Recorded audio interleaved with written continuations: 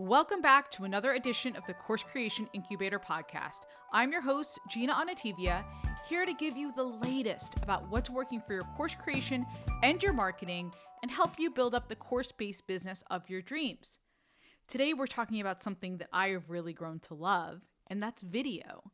And I've been producing videos since way back when I worked for Mr. Tony Robbins, and I did shoots for him for his website, for building his different courses, for marketing campaigns. So I really fell in love with doing videos for Tony, and I've gone on to do it for other companies and other experts. And I became an expert behind the scenes. And now that I have my own business, I've had to get used to being on camera. So if you're listening right now and you're thinking, oh, being on camera, video, Gina, I'm so uncomfortable. Yes, I've been there. I've really had to work on that as well to get more comfortable in front of the camera. Now, what came to mind for me when I was writing this episode is how much video in business has really changed. When I did all those shoots for Tony, it was a big production. We got a really fancy studio in Vegas. We had all these cameras and all this crew hanging around, and it was huge, right? But today, anyone can do video. Anyone can record a video and share it with hundreds or thousands of viewers. That's the power of it. It's so awesome. You can get results and really connect with potential clients or students in a different way that goes beyond even recording this podcast or writing a blog. Even though it may be a little uncomfortable at first, video does pay off, including social media, right? I don't need to stress to you the importance of video on social. We get rewarded in terms of the algorithm. Video on our sales pages, so important. And then here's a couple of video stats. 75% of marketers claim they generated or used video in the previous year, and it's the most popular area of investment for the new year. 68% of YouTube users watch YouTube to help make a purchase decision. There are so many opportunities to use video. You know your potential students are using it in order to see, is this a person I want to buy from? And is this the value I really need? Is this the benefit that I really need? There are so many opportunities to use video, and you know your potential students are using that to help figure out if this is the purchase they want to make. So I thought, okay, let's talk through some of the different video types that you can use, because you just don't have to do direct to camera. You don't have to do the same old, same old. When it comes to video, I want you getting creative. And by the way, you know this, it doesn't need to be polished. The more raw, the better. The more authentic, and you just being you, the better. Hopefully after hearing this episode, I've prompted you to get excited about video, and I can't stress enough, it does not need to be polished. This could be on your phone. Just think about a few guiding principles in terms of making sure your lighting looks good. You're good on your sound so it doesn't sound completely muffled when you're recording, and making sure you're framing up the shot nicely. I will link to the show notes with the episode I did with Chris Holloway from Infrastructure Productions. This guy is the expert when it comes to filming video. So listen to that episode to know the pointers from a real expert. I know my way around a shoot as well, but Chris is living and breathing it every day. So I'll link to that in the show notes. I just don't want you to sweat the smaller details, because when it comes to video, the more unpolished, the better, like I said before. Okay, let's dive into those 5 video types that I want you to think about incorporating inside of your course marketing, because it'll show the value of what you bring, because it brings that connection in a different way. Now, first and foremost, I am going to mention direct to camera. Good old direct to camera. You are just talking to your potential student. You're looking right at the lens, telling them maybe a little bit about you. You're establishing your expertise. Maybe you're doing a story up front, especially if it connects and it's quick. And if it's a sales page, we want to keep it short, like 90 seconds. So maybe it's a quick story, the benefits of what you're about to sell them, and a call to action. Click on the button below, apply below, whatever the call to action or the next step is in that video. So you're connecting with them. You're looking directly at them. They see your face. They see your expressions, the authenticity around what you're delivering for them, how you want to serve them. And that's why the direct-to-camera video, or DTC, is so effective and simple to set up. That's number 1. You could do a direct-to-video, the classic. The second type of video I want you thinking about is behind the scenes. what does it look like inside of your course? So this could be a ScreenFlow or a Camtasia or a Loom of you walking through the course. Here's an introduction of what the course is about. I've got 5 modules. By the way, if you guys are freaking out because you don't have your 5 modules built, just fake it. So maybe you show the thumbnails for the 5 modules and you show a close-up of one module. So you only need one module built out. You don't need to show them everything. You're giving them a sense, a tease of what they're going to get from your course. Hey, here's an idea of my worksheets or my swipe files, or here's my comparison grids. Ooh, fancy handouts, right? Here are the quizzes you're going to take to make sure that you're implementing and you're taking that knowledge home. So you're walking through whatever that experience is like, because people want to know what they're getting in advance, right? What's the benefit of buying from you versus anyone else? And you're giving them a little bit of behind the scenes.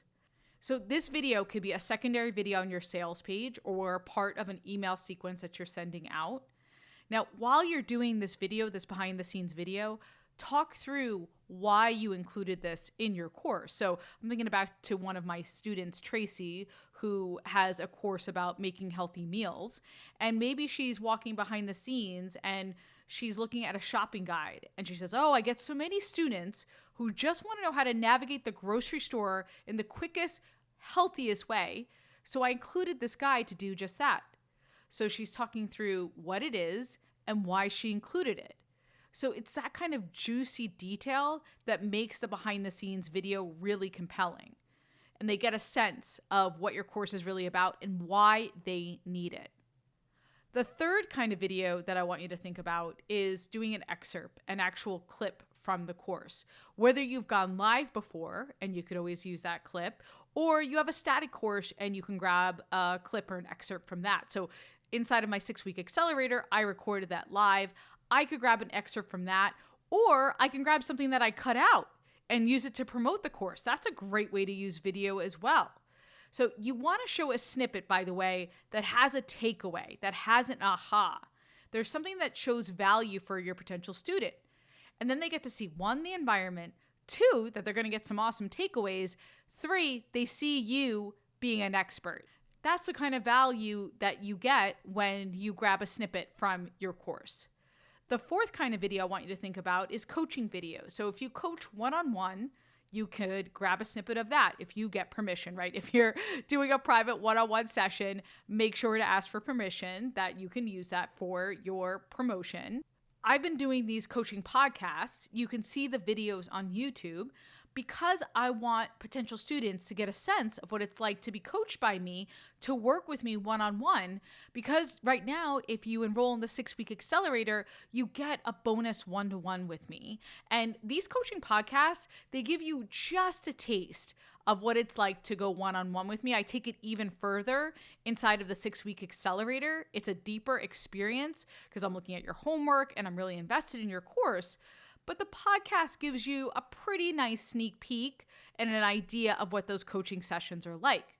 So think about how you can give a preview of what it's like to get coached by you or to be in a hot seat with you, if that's appropriate for what you're teaching inside of your course. Some of you might say, Gina, you don't get coaching, but for those of you who get group coaching or Q&As or some kind of bonus, or you're doing a live course, this is a great way to show the value. It's a great selling point as part of your online course. Now, the fifth one, by the way, there's other video types. I'm just rattling 5 off right now and going way too fast, as I always do. Think about what other videos you're seeing, though, and message me at Course Creation Boutique.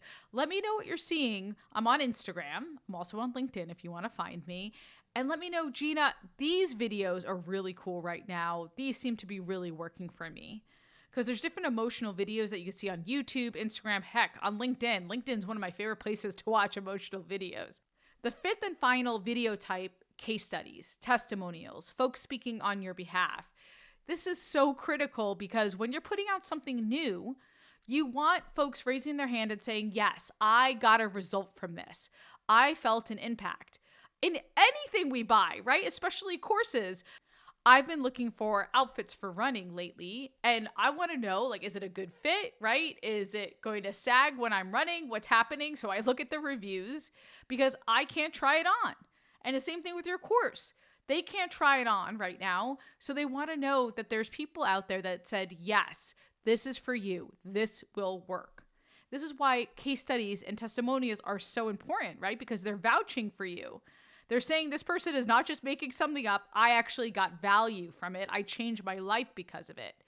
Ambassadors are so important to your business. I don't think I have to convince you of that. And case studies do not have to be fancy when you're reaching out.